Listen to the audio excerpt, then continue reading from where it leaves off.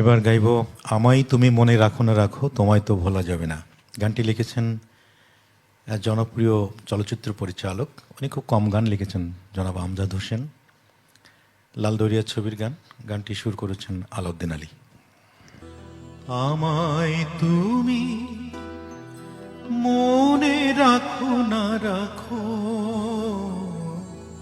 তোমায় তো ভোলা যাবে না।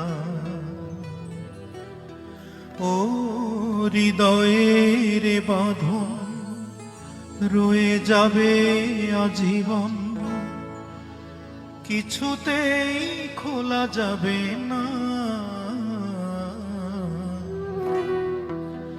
আমায় তুমি মনে রাখো না রাখো তোমায় তো ভোলা যাবে